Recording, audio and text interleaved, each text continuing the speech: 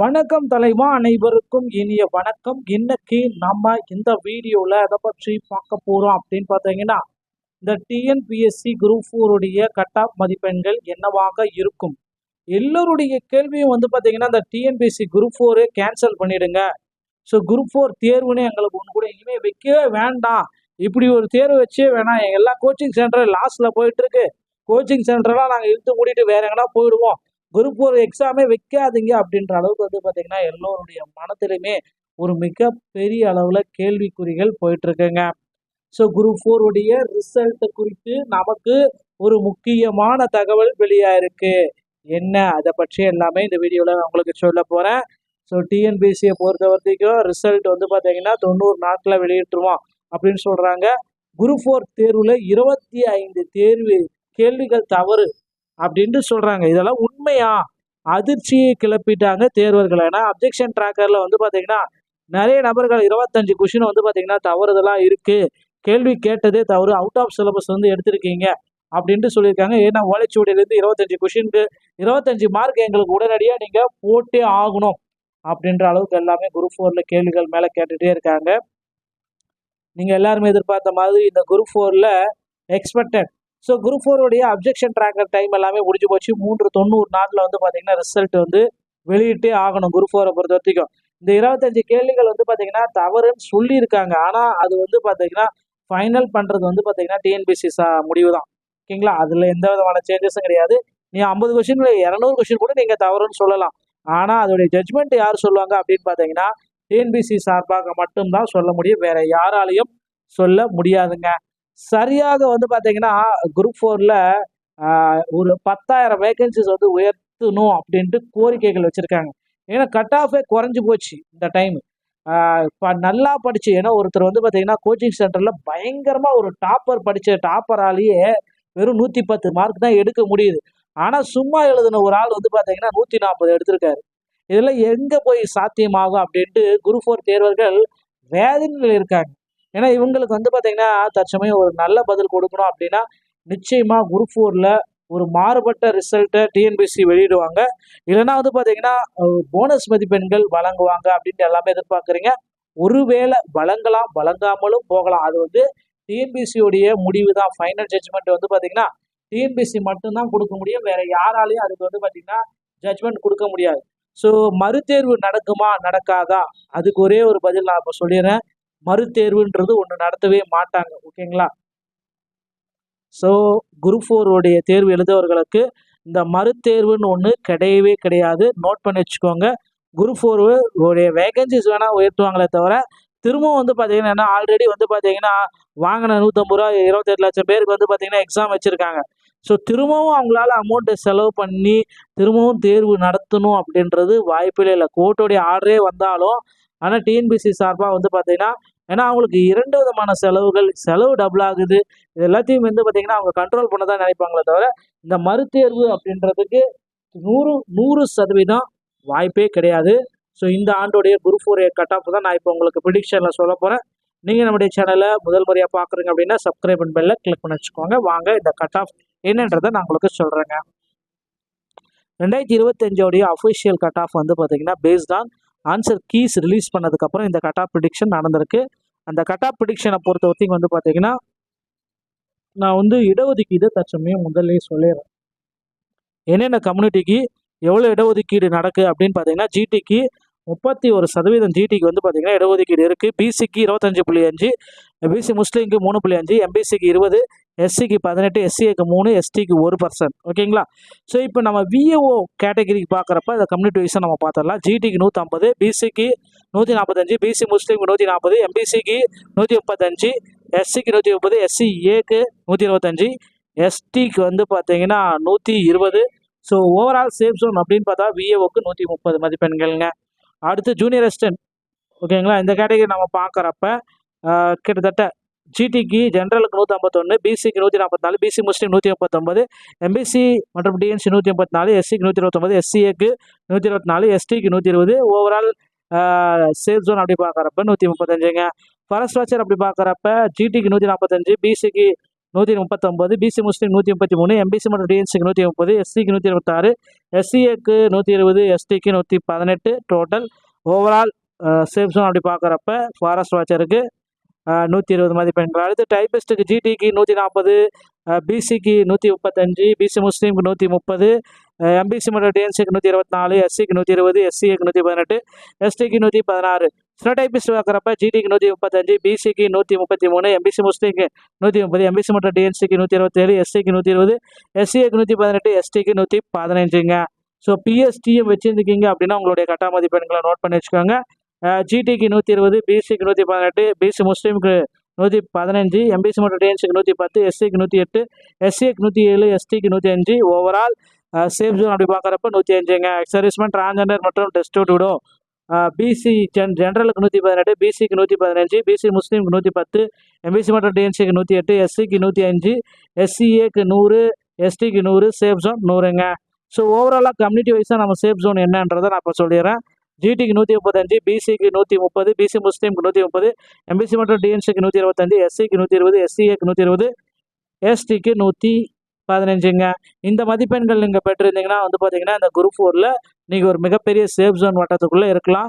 Group 4உடைய result வந்து பார்த்தீங்கன்னா அதிகபட்சம் இன்னும் ஓரிரு மாதங்களில் நமக்கு கிடைச்சிருங்க. ஸோ நம்ம 90 நாளில் ரிசல்ட் விட்டுவிடுவோம்னு சொல்லியிருக்காங்க. நிச்சயமாக 90 நாளில் குரூப் 4உடைய ரிசல்ட்டை நாம் எதிர்பார்க்கலாம். ஸோ டிஎன்வி சொந்தமான செய்திகள் அனைத்தையும் நீங்கள் உடனுக்குடன் பெற நீங்கள் நம்முடைய சேனலோட இணைந்திருங்கள். மீண்டும் ஒரு நல்ல தகவலோடு நான் உங்களை சந்திக்கிறேன். நன்றி, வணக்கம், தேங்க்யூ.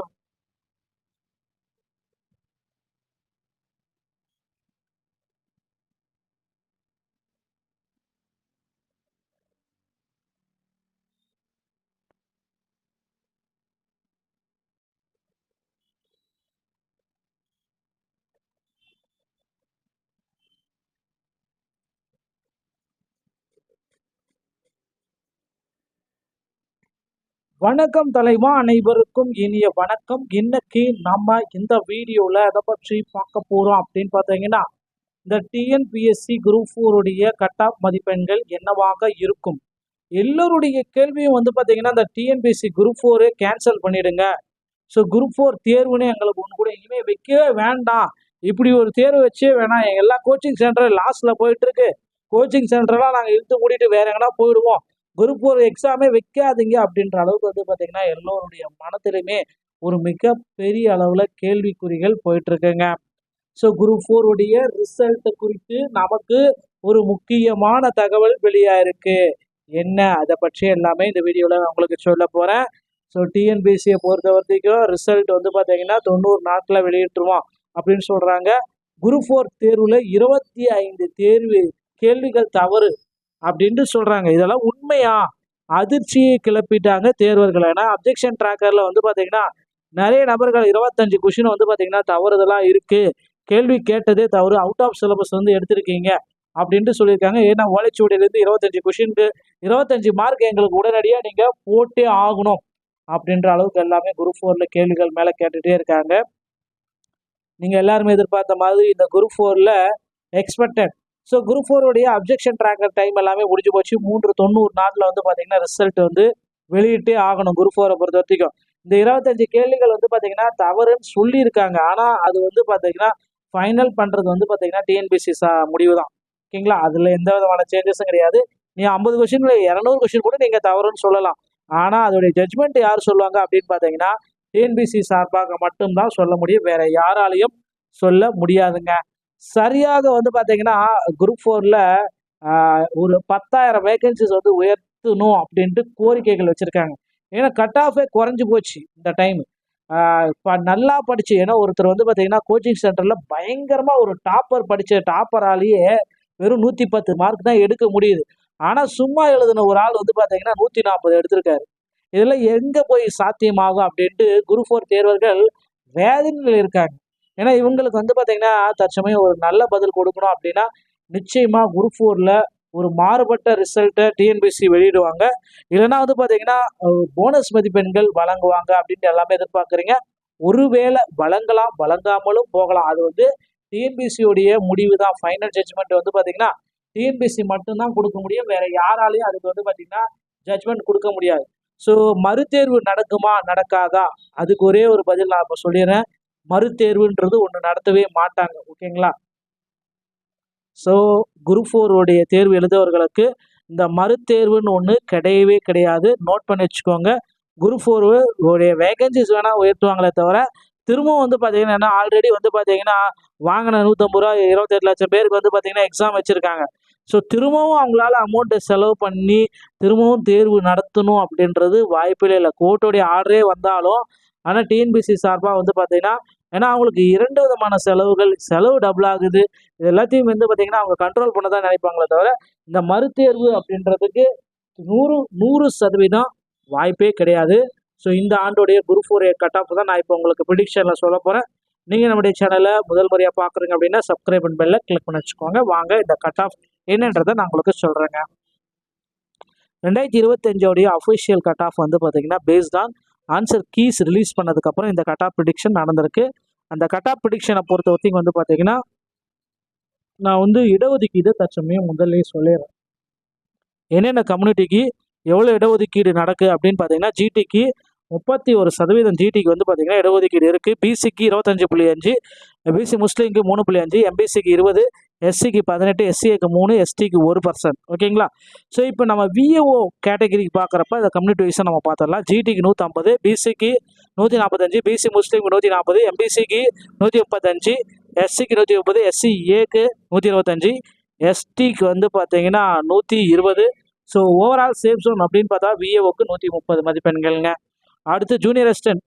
ஓகேங்களா? இந்த கேட்டகரி நம்ம பார்க்குறப்ப கிட்டத்தட்ட ஜிடிக்கு ஜென்ரலுக்கு 151, பிசிக்கு 144, பிசி முஸ்லீம் 139, எம்பிசி மற்றும் டிஎன்சி 184, எஸ்சிக்கு 129, எஸ்சிஏக்கு 124, எஸ்டிக்கு 120. ஓவரால் சேஃப் ஜோன் அப்படி பார்க்குறப்ப 135ங்க. ஃபாரஸ்ட் வாட்சர் அப்படி பார்க்குறப்ப ஜிடிக்கு 145, பிசிக்கு 139, பிசி முஸ்லீம் 133, எம்பிசி மற்றும் டிஎன்சிக்கு 130, எஸ்சிக்கு 126, எஸ்சிஏக்கு 120, எஸ்டிக்கு 118. டோட்டல் ஓவரால் சேஃப் ஜோன் அப்படி பார்க்குறப்ப ஃபாரஸ்ட் வாட்சருக்கு 120 மதிப்பெண்கள். அடுத்து டைபிஸ்ட்டுக்கு ஜிடிக்கு 140, பிசிக்கு 135, பிசி முஸ்லீமுக்கு 130, எம்பிசி மற்றும் டிஎன்சிக்கு 124, எஸ்சிக்கு 120, எஸ்சிஏக்கு 118, எஸ்டிக்கு 116. ஸ்டெனோடைபிஸ்ட் பார்க்குறப்ப ஜிடிக்கு 135, பிசிக்கு 133, எம்பிசி முஸ்லீமுக்கு 130, எம்பிசி மற்றும் டிஎன்சிக்கு 127, எஸ்சிக்கு 120, எஸ்சிஏக்கு 118, எஸ்டிக்கு 115ங்க. ஸோ பிஎஸ்டியும் வச்சுருந்துக்கிங்க அப்படின்னா உங்களுடைய கட்டா மதிப்பெண்களை நோட் பண்ணி வச்சுக்கோங்க. ஜிடிக்கு 120, பிசிக்கு 118, பிசி முஸ்லீமுக்கு 115, எம்பிசி மற்றும் டிஎன்சிக்கு 110, எஸ்சிக்கு 108, எஸ்சிஏக்கு 107, எஸ்டிக்கு 105. ஓவரால் சேஃப் ஜோன் அப்படி பார்க்குறப்ப 105ங்க. சர்வீஸ்மேன், டிரான்ஸ்ஜெண்டர் மற்றும் டெஸ்டிடியூடோ பிசி ஜென்ரலுக்கு 118, பிசிக்கு 115, பிசி முஸ்லீமுக்கு 110, எம்பிசி மற்றும் டிஎன்சிக்கு 108, எஸ்சிக்கு 105, எஸ்சிஏக்கு 100, எஸ்டிக்கு 100. சேஃப் ஜோன் 100ங்க. ஸோ ஓவராலாக கம்யூனிட்டி வைஸாக நம்ம சேஃப் ஜோன் என்னன்றதை நான் இப்போ சொல்லிடுறேன். ஜிடிக்கு 135, பிசிக்கு 130, பிசி முஸ்லீமுக்கு 130, எம்பிசி மற்றும் டிஎன்சிக்கு 125, எஸ்சிக்கு 120, எஸ்சிஏக்கு 120, எஸ்டிக்கு 115ங்க. இந்த மதிப்பெண்கள் நீங்கள் பெற்றிருந்தீங்கன்னா வந்து பார்த்தீங்கன்னா இந்த குரூப் 4ல் நீங்கள் ஒரு மிகப்பெரிய சேஃப் ஜோன் வட்டத்துக்குள்ளே இருக்கலாம். குரூப் 4 ரிசல்ட் வந்து பார்த்தீங்கன்னா அதிகபட்சம் இன்னும் ஓரிரு மாதங்களில் நமக்கு கிடைச்சிருங்க. ஸோ நம்ம 90 நாளில் ரிசல்ட் விட்டுவிடுவோம்னு சொல்லியிருக்காங்க. நிச்சயமாக 90 நாளில் குரூப் 4 ரிசல்ட்டை நாம் எதிர்பார்க்கலாம். ஸோ டிஎன்பிஎஸ்சி சொந்தமான செய்திகள் அனைத்தையும் நீங்கள் உடனுக்குடன் பெற நீங்கள் நம்முடைய சேனலோட இணைந்திருங்கள். மீண்டும் ஒரு நல்ல தகவலோடு நான் உங்களை சந்திக்கிறேன். நன்றி, வணக்கம், தேங்க்யூ.